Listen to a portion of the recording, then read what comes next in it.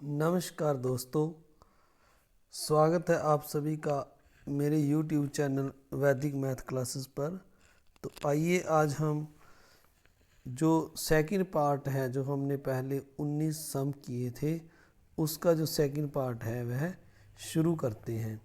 तो पहले सम में हमें दिया हुआ है 20th सम, यानी चतुर्भुज के चारों कोनों का योग कितना होता है। तो यह हम सभी जानते हैं कि चतुर्भुज के चार कोण होते हैं और उन सभी का योग 360 डिग्री होता है। यानी अगर 360 को हम 4 से डिवाइड करें तो 360/4, तो ये चार में से प्रत्येक कोण जो है वह आ जाएगा। यानी ये चारों कोण इसके 90 डिग्री के होते हैं। तो इस तरह इसका आंसर जो है वह सी आ जाएगा। तो आइए अब हम जो नेक्स्ट सम है उसकी स्टेटमेंट देखते हैं। 12 से 21, 12 से प्रारंभ करें और घड़ी की दिशा में 1/2 गुणन करें तो घड़ी की सुई कहाँ रुकेगी। यानी जो घड़ी की सुई है, अगर हम 12 बजे चलना प्रारंभ करें, जैसे यहाँ पर मैं दिखा रहा हूँ आपको घड़ी की सुई बनाकर, तो 1/2 यानी हाफ, आधा घूर्णन करें तो यह लगभग, हम अगर 12 से चलें तो हाफ जो घूर्णन है वो 6 पर होता है।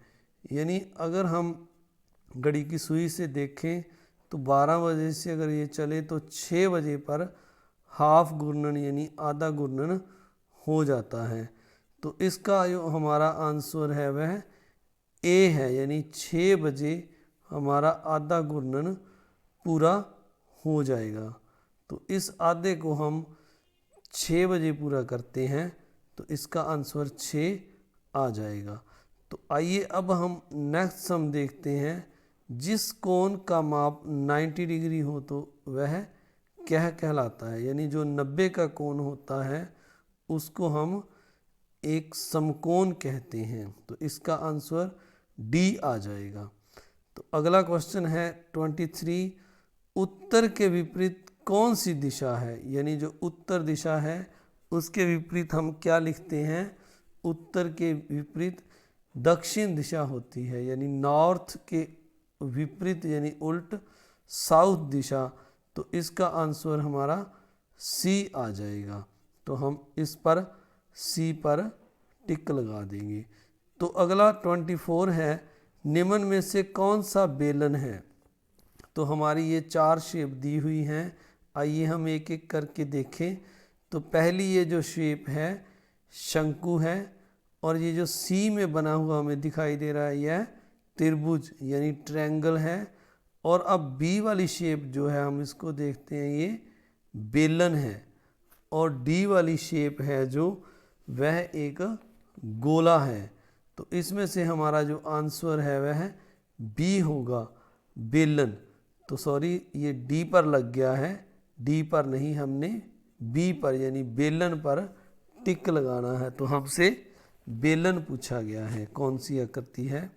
तो अगला जो सम है 25, इसको अब हम देखें तो इसमें हमें 67 को 18 से मल्टीप्लाई करना है। यानी इसकी अगर हम 67 को 18 से मल्टीप्लाई करें तो इसकी वैल्यू कितनी आएगी। तो आइए अब हम इसको मल्टीप्लाई करके देख लेते। तो अब हम 67 को अगर 18 से मल्टीप्लाई करें तो यह हमारे पास मल्टीप्लाई करके 67 को 18 से, जो इसका आंसर है वह 1206, यानी सी इसका आंसर आ जाएगा। तो अब अगला जो 26 सम है, एक घूर्णन के लिए कोण होता है। यानी एक अगर हम पूरा चक्कर लगाएं तो उसमें जो कोण है वह कितने का बनता है। तो एक पूरे घूर्णन में 360 डिग्री का कोण बनता है। तो इसको हम 360 डिग्री के कोण को संपूर्ण कोण कहते हैं। तो ए इसका आंसर होगा। अब 27 में लिखा है, ईशा के पास 1000 रुपया है, वह पेट्रोल खरीदना चाहती है। 1 लीटर पेट्रोल की कीमत 47 रुपीज़ है, वह कितने लीटर पेट्रोल खरीद सकती है। तो इसको हम 1000 को 47 पर डिवाइड कर देंगे। तो क्योंकि 1 लीटर की कीमत हमें दी है तो हमने 1000 में निकालना है कि कितना पेट्रोल आएगा। तो इसको हम 47 को 1000 पर डिवाइड कर देंगे। तो ये जो हमारे पास डिवाइड करके 21 आ गया है पूरा पूरा। तो ये जो शेष हमारे पास ₹13 बच गए हैं। तो हमारा आंसर जो है 21 लीटर आ जाएगा। क्योंकि अब हमने डेसिमल के बाद इसको डिवाइड नहीं करना, हमें सिर्फ पूरा पेट्रोल पूछा गया है। तो यह 21 लीटर आ जाएगा। तो अब नेक्स्ट सम है जो इसमें लिखा है, एक टैंक में 300 लीटर पानी भरा हुआ है, 25 टैंकों के अंदर कितना पानी भरा जा सकता है। तो एक टैंक का हमें 300 दिया है, तो इसको हम 25 से मल्टीप्लाई करके 25 टैंक का निकाल लेंगे। तो यह मल्टीप्लाई करके हमारे पास 7500 यानी जो ए ऑप्शन है वह उत्तर आ जाएगा। तो अगला है, सोहन के टेस्ट मैचों में अब तक के रनों का योगफल 7035 है। उसने 10,000 रन पूरे करने में उसे और कितने रनों की आवश्यकता होगी। तो अब हम 10,000 पूरा करना है, तो इस 7035 को 10,000 में से माइनस कर देंगे।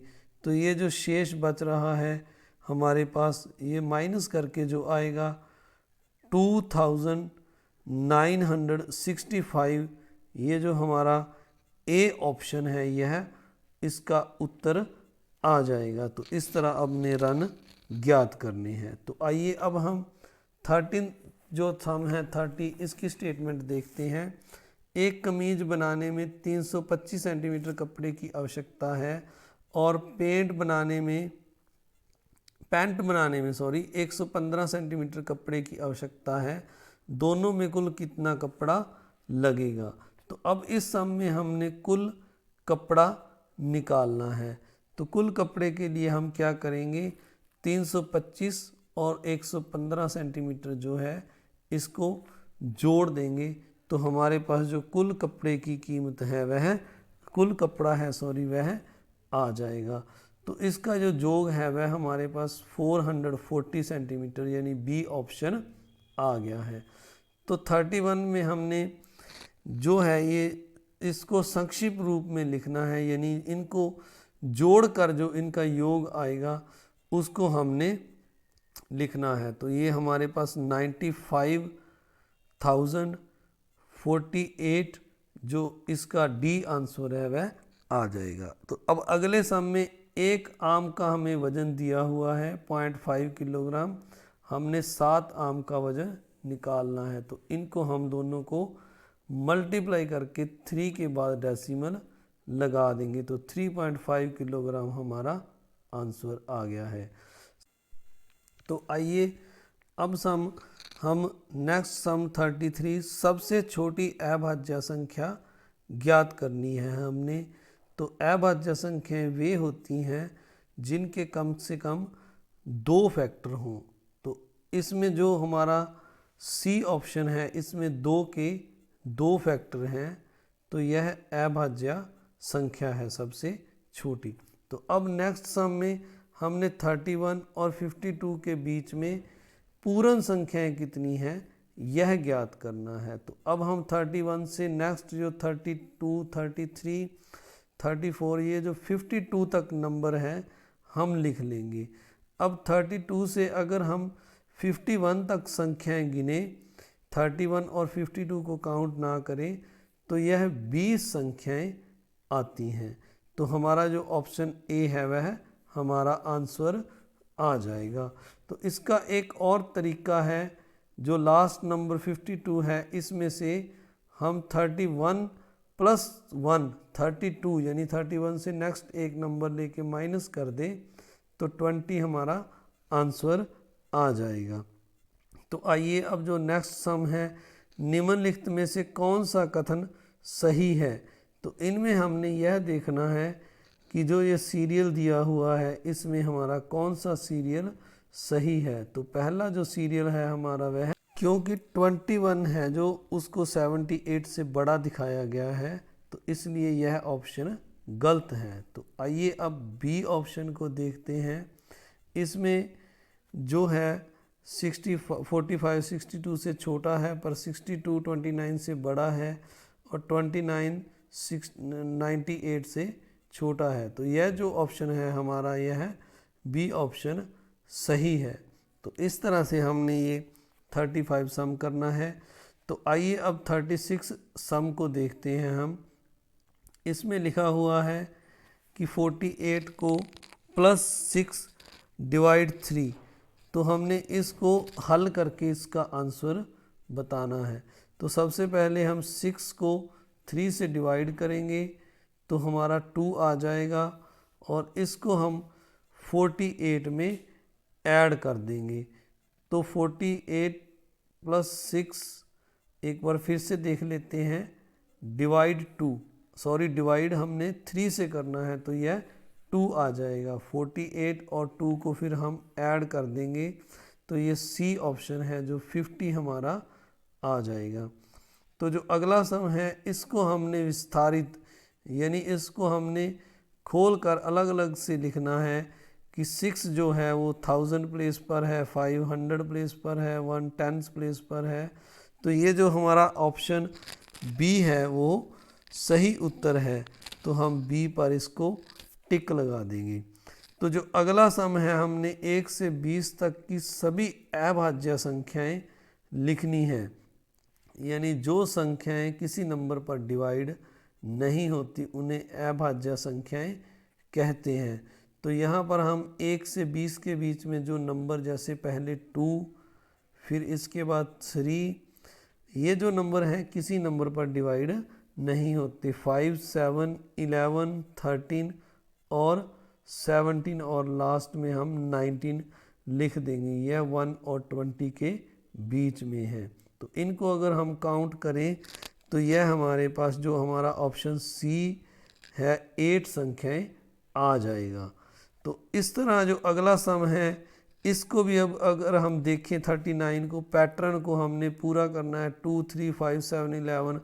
तो ये जो नंबर हैं ये भी अभाज्य संख्याएं हैं जैसे 38 में है। तो 11 के बाद अब हम देख रहे हैं इसमें 13 आ रहा है। तो यानी हमारा सी ऑप्शन है जो वह इसका आंसर आ जाएगा।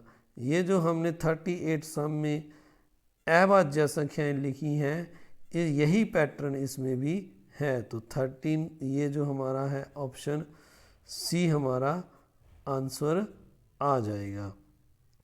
तो इस तरह आपने जो ये नेक्स्ट सम है इसमें लिखा हुआ है 40 सम में दो विषम संख्याओं का योग, यानी जो दो ऑड नंबर हैं उनका हमारा जो योग है वह कितना आएगा।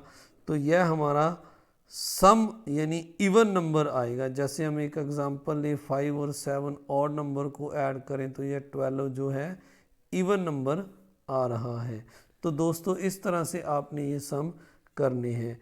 आप सभी का इस वीडियो को देखने के लिए बहुत बहुत धन्यवाद। अगर आपको यह वीडियो पसंद आए तो इसको आपने लाइक करना है, शेयर करना है, और अगर अभी तक आपने मेरे चैनल को सब्सक्राइब नहीं किया तो सब्सक्राइब करना है और बेल आइकन का बटन भी दबाना है।